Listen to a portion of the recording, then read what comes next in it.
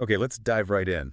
Try and picture this for a second. You've got this beautiful Indian coastline, Kerala, absolutely stunning, full of life. Yeah, fishing boats, palm trees, incredible marine life just under the surface, really vibrant. Exactly. Now, just shatter that image. Imagine that peaceful scene suddenly facing this massive container ship just starting to sink, miles offshore, but not that many miles. Right.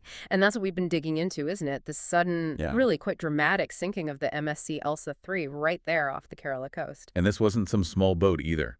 The MSC Elsa 3, a big Liberian-flagged freighter, was it 184 meters long? That's the one, a substantial vessel carrying a significant amount of cargo. And the timing, the location, Yeah. that's so critical here for understanding the potential fallout. It all ended with the ship going down early Sunday morning, May 25th, 2025. And not out in the middle of nowhere. We're talking, what, 38 nautical miles southwest of Kochi?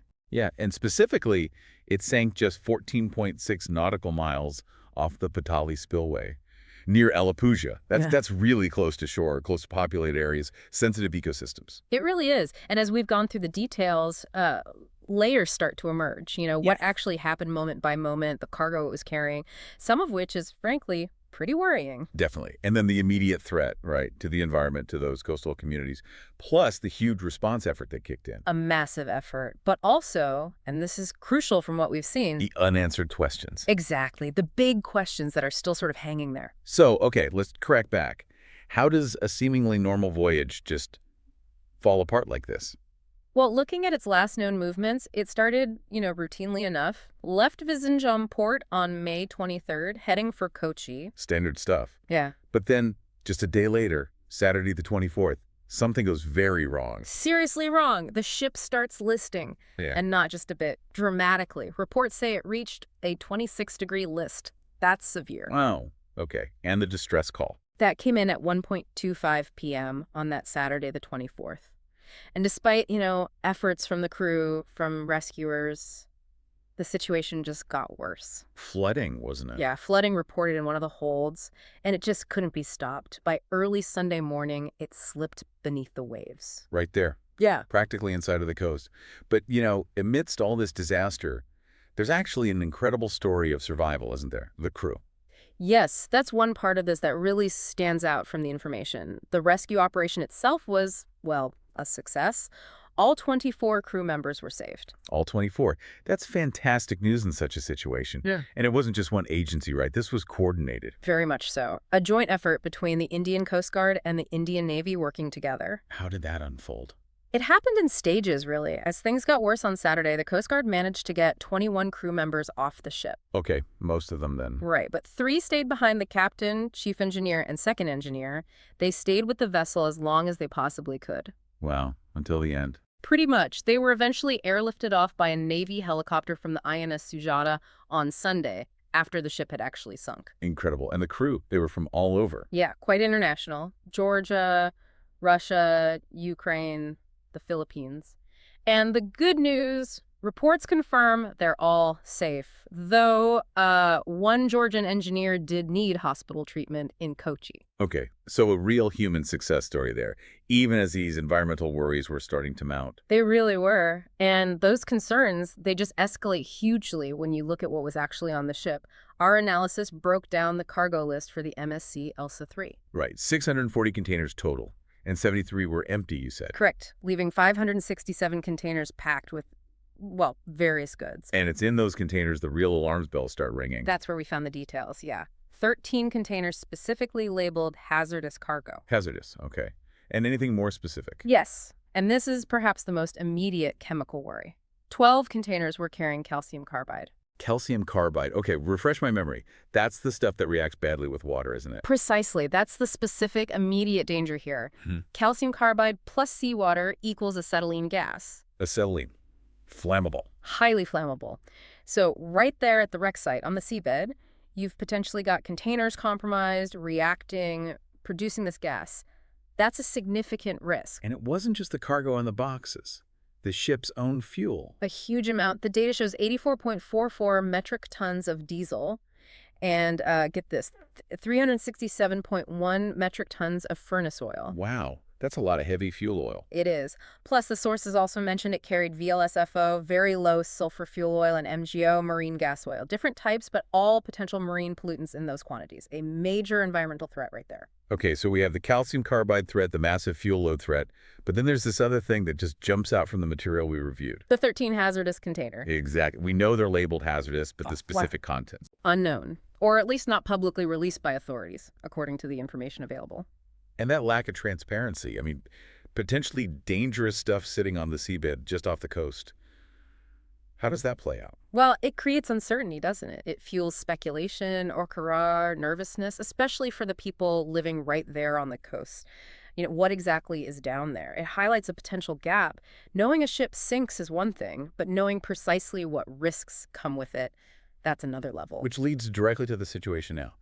This beautiful part of Kerala, this paradise, is on high alert. And it's not just scenic beauty. That coastline is ecologically vital. Crucial for tourism, yes, but also the absolute lifeline for thousands of fishing families. The vulnerability is just immense, and the authorities know it. The Kerala State Disaster Management Authority, KSDMA, they've issued alerts all along that southern stretch, Alappuzha down to Thiruvananthapuram, basically telling people, stay away from any debris. And the impact is already being felt, right? Fishermen... Yeah, facing a 20 nautical mile exclusion zone around the wreck. They just can't fish there. That's an immediate economic hit. And the predictions from bodies like INSAWAI, the Indian National Center for Ocean Information Services, they weren't comforting. What did their models show? Their simulations suggested oil could reach the coast, places like Alappuzha, Ambalappuzha, Arattapuzha, Karunagapalli, possibly within 36 to 48 hours of the sinking. So that means by Monday, May 26. And have we seen physical evidence? Things washing ashore? We have. By that Monday, reports came in of 8 containers washed up in the Kollam district. 8 already? Wow. Any idea what was in them? One apparently broke open. It contained what was described as a cotton-like material thought to be raw textiles. Okay, so maybe harmless in that case. Seemingly, yeah. But it doesn't stop the anxiety, does it? About what else might be out there, what else could wash up. Especially those hazardous containers or an actual oil slick. The fear is still very high. So with all this potential threat chemical oil debris, how are the authorities actually tackling it? It sounds like a massive operation. It is a very large-scale, coordinated effort. You've got the Coast Guard, the Navy, the Port Department, KSDMA, state agencies. It really is all hands on deck. What are the Coast Guard doing on the water? They're leading that immediate response. Their ship, the Saksham, is on scene. It's equipped with pollution control gear. They've got a Dornier aircraft doing regular surveillance flights, looking for oil slicks. Trying to spot it early? Exactly. And mobilizing containment booms, to try and corral any spill plus skimmers to actually pick up oil from the surface. It's telling that the Director General of the Coast Guard is personally overseeing it all. And the state government. What's happening on land? They're heavily involved, too. The chief minister chaired high-level meetings. The Factories and Boilers Department has deployed these rapid response teams, RRTs. RRTs, what do they do? They're equipped with heavy-gear JCBs, cranes specifically to deal with any containers that wash ashore, get them secured and removed safely. Okay. And for potential oil pollution on the beaches. The State Pollution Control Board has its own RRTs ready for that.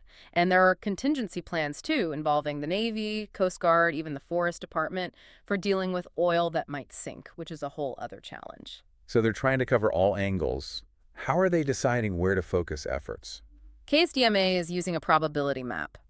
Based on ocean currents, wind, likely drift patterns for containers, which they estimate move at about 1 to 3 kilometers per hour, they've pinpointed areas at highest risk. And which areas are those? Ernakulam and Alappuzha districts are considered highest risk for containers washing ashore, followed by Kollam and Thiruvananthapuram further south. Makes sense. And they're really hammering home the safety messages to the public. Absolutely. The warnings are constant. Keep 200 meters away from strange objects on the beach. Call 112 immediately if you see anything suspicious.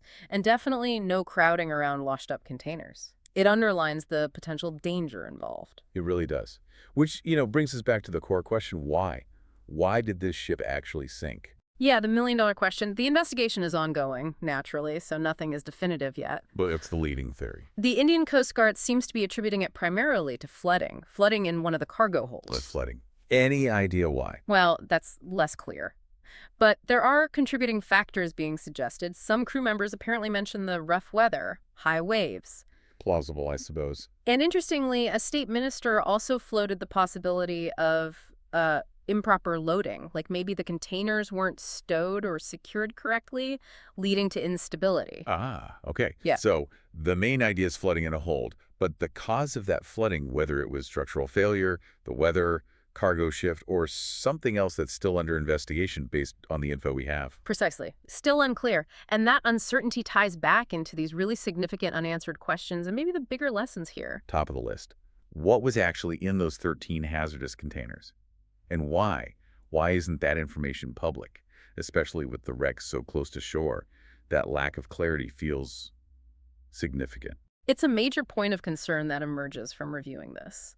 That opaqueness, it just fuels speculation, right? It erodes public trust, makes people anxious, particularly those living nearby. It raises a fundamental question about risk communication during a crisis. Yeah, when do you tell people exactly what they might be facing? Exactly. And if you zoom out, look at the bigger picture. This MSC Elsa 3 incident, it's a stark reminder, isn't it? Yeah. A wake-up call about the risks baked into global shipping and how prepared we really are to deal with environmental emergencies. The stakes are just incredibly high. You're talking about potentially devastating local fishing, tourism drying up, fragile marine ecosystems getting hammered. Long-term damage. And the risks aren't theoretical. You've got the known hazard, the calcium carbide, you've got all that fuel, the diesel, the heavy furnace oil, the VLSFO, MGO. A big spill of any of that is a nightmare to clean up. Plus, the complete unknowns lurking inside those 13 containers. What are the risks are sitting down there? We just don't know. And while, we have to acknowledge the response seems swift and coordinated. Which is good to see. Absolutely, multiple agencies working together. But based on the information we've reviewed, this gap, this lack of immediate public detail about the hazardous cargo, it does stand out. Transparency feels really vital in these situations. So, wrapping up our deep dive here on the MSC Elsa 3, we've followed the ship's final dramatic moments. We've highlighted that successful, heroic rescue of all 24 crew members. We've analyzed the threat, the very real threat from the known cargo, like calcium carbide, the huge volume of fuel, and importantly, the unknown threat from those other hazardous containers. We've detailed the massive response underway, the agencies involved, the warnings issued, and we've kept coming back to those critical unanswered questions, especially about what's in those boxes. And why should this matter to you, listening? Well, this incident off Kerala, it really throws a spotlight on the hidden side of global trade.